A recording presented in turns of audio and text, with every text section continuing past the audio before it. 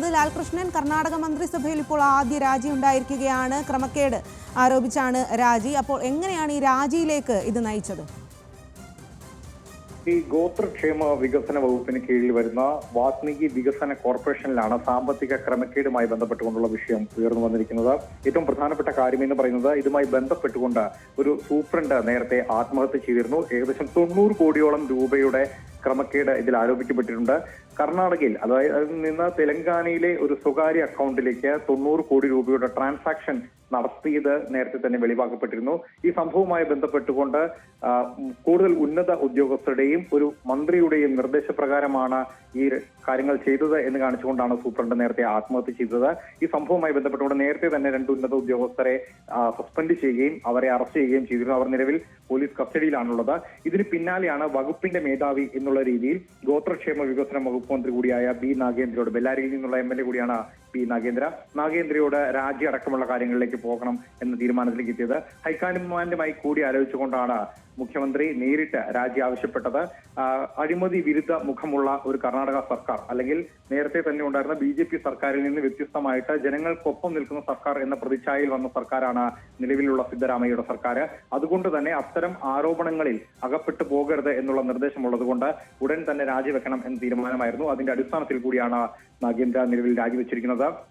മുഖ്യമന്ത്രി സിദ്ധരാമയ്യ തന്നെ രാജി ആവശ്യം ഉന്നയിക്കുകയും അത് നാഗേന്ദ്ര അംഗീകരിക്കുകയുമായിരുന്നു. തുടർന്നുള്ള അന്വേഷണങ്ങളിൽ ബാക്കി തീരുമാനങ്ങളിലേക്ക് കടക്കും എന്നൊരു വിവരം കൂടിയാണ് നൽകിയിരിക്കുന്നത്. ലാൽകൃഷ്ണൻ, പ്രത്യേകിച്ച് ഇപ്പോൾ ലോക്സഭാ തിരഞ്ഞെടുപ്പ് ഫലം വന്ന സ്ഥിതിക്ക്, അതായത് കർണാടകയിൽ കോൺഗ്രസിന് വലിയ മുന്നേറ്റം പ്രതീക്ഷിച്ചിരുന്നു, എന്നാൽ അത് സംഭവിച്ചില്ല. ആ ഒരു സാഹചര്യത്തിൽ കൂടിയാണ് ഇപ്പോൾ മന്ത്രിസഭയിൽ ഒരു ആരോപണവും രാജിയും കൂടി ഉണ്ടായിരിക്കുന്നത്. ഇത് പാർട്ടിയെ ഏതെങ്കിലും തരത്തിൽ പ്രതിരോധത്തിലാക്കുമോ? പാർട്ടിയെ കൂടുതൽ പ്രതിരോധത്തിലേക്ക് കൊണ്ടുപോകാതിരിക്കുക എന്നുള്ള ഉദ്ദേശത്തിലാണ് ഈ രാജി നിലവിൽ വാങ്ങിച്ചിരിക്കുന്നത്. നമ്മൾ നേരത്തെ പറഞ്ഞ പോലെ ആദ്യം ഉണ്ടായിരുന്ന BJP സർക്കാരിൽ നിന്ന് വിഭിന്നമായ ഒരു മുഖമുള്ള സർക്കാരാണ് നിലവിലെ കോൺഗ്രസ് മുഖം എന്ന് പറയുക തന്നെയായിരുന്നു സർക്കാരിന്റെ ലക്ഷ്യം. കമ്മീഷൻ പറ്റിക്കൊണ്ടും അഴിമതി നടത്തിക്കൊണ്ടും തുടർഭരണം നടത്തുന്ന ഒരു BJP സർക്കാരാണ് കർണാടകയിൽ ഉണ്ടായിരുന്നത് എന്ന ആരോപണം കോൺഗ്രസ് തന്നെയാണ് ആദ്യഘട്ടം മുതൽ മുന്നോട്ട് വച്ചിരുന്നത്. അതുകൊണ്ട് തന്നെ അതിൽ നിന്ന് വിഭിന്നമായ ജനങ്ങൾക്കൊപ്പം നിൽക്കുന്ന ഒരു സർക്കാർ എന്ന പ്രതീതിയാണ് ആദ്യഘട്ടം മുതൽ തന്നെ കോൺഗ്രസ് സർക്കാർ കർണാടകയിൽ ഉണ്ടാക്കിയിരുന്നത്. ആ മുഖത്തിന് കോട്ടം തട്ടുന്ന രീതിയിലുള്ള ഒന്നും സംഭവിക്കരുത് എന്ന കർശന നിർദ്ദേശമുള്ളത് കൊണ്ട് തന്നെയാണ് അഴിമതി ആരോപണത്തിന്റെ നിഴലിൽ നിൽക്കുമ്പോൾ തന്നെ മന്ത്രിയുടെ രാജി ആവശ്യപ്പെട്ടിരിക്കുന്നത്. നേരത്തെ പറഞ്ഞ കത്തിൽ പരാമർശിക്കുന്ന മന്ത്രി നിലവിൽ ആരാണ് എന്ന കാര്യത്തിൽ വ്യക്തത വന്നിട്ടില്ല. അത് നാഗേന്ദ്രയാണ് എന്ന കാര്യത്തിലും സൂചനയൊന്നും ലഭിച്ചിട്ടില്ല. പക്ഷേ വകുപ്പ് കൈകാര്യം ചെയ്യുന്ന മന്ത്രി എന്ന നിലയിൽ നാഗേന്ദ്രയുടെ രാജി മുഖ്യമന്ത്രി ആവശ്യപ്പെടുകയായിരുന്നു. അത് നാഗേന്ദ്ര അംഗീകരിക്കുകയും ചെയ്തു. വിശദമായ അന്വേഷണം ഈ വിഷയത്തിൽ നടക്കുമെന്ന് അറിയിച്ചിട്ടുണ്ട്. പക്ഷേ ഈ സംഭവവുമായി ബന്ധപ്പെട്ടുകൊണ്ട് 90 രൂപയുടെ ക്രമക്കേട് വ്യക്തമായിട്ടുണ്ട്. 90 കോടി രൂപ തെലങ്കാനയിലെ ഒരു സ്വകാര്യ അക്കൗണ്ടിലേക്ക് മാറ്റിയിട്ടുണ്ട് എന്ന കാര്യം വ്യക്തമായിട്ടുമുണ്ട്. അതിലൊരു ഉദ്യോഗസ്ഥന്റെ ആത്മഹത്യയും സംഭവിച്ചതാണ്.